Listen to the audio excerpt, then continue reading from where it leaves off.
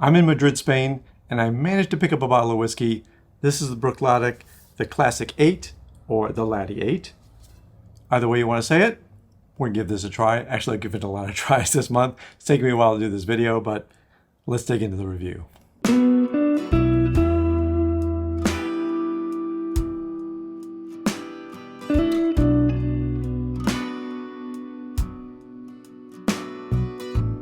Welcome to Whiskey Riffs. If you're new here, I'm Kevin. It's been a while since I've done a video. I'm in Madrid, Spain, and while I was coming into Spain through Barcelona airport, I was able to pick up a bottle of whiskey.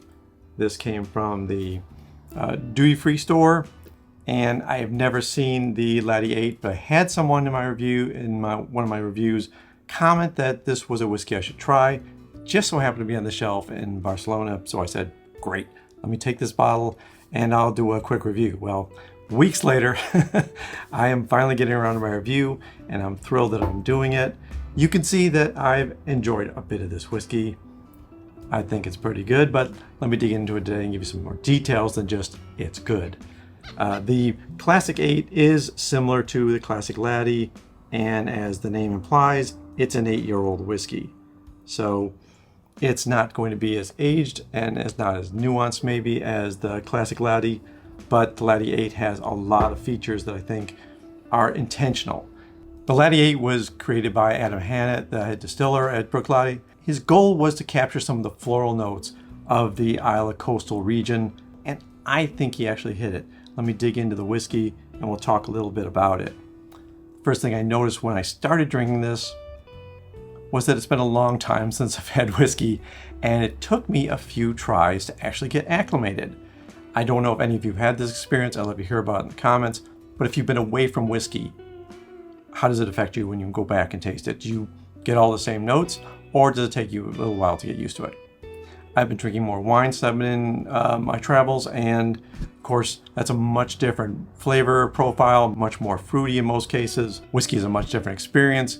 Talking about a high ABV when compared to wine, and this particular bottle, the ABV on it is 50%, which is another reason why I was interested in tasting it, because I do like the high ABV whiskeys, and I thought, you know, this will be interesting to see if the younger age does much to the taste that I like about the Classic Laddie, which is kind of a, even though it's high ABV, it's well-rounded, it feels full-bodied, it doesn't feel harsh ever. And I think that has a lot to do with Bruichladdich, which is one of my favorite distilleries. I really appreciate their attention to detail and kind of the family environment they have there at the distillery. I really need to go back because it's been way too long.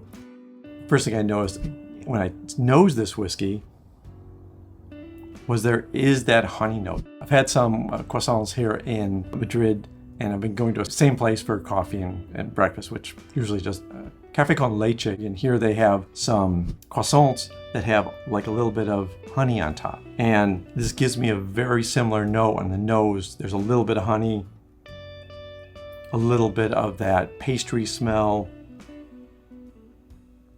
And then there's the kind of sharper notes of citrus. And there is a floral note in there. But then it turns kind of vegetal on the nose. I like the nose of it. I don't think the nose is offensive at all, and I don't think the 8 years is affecting the nose in a bad way. Let me go ahead and go in for the taste.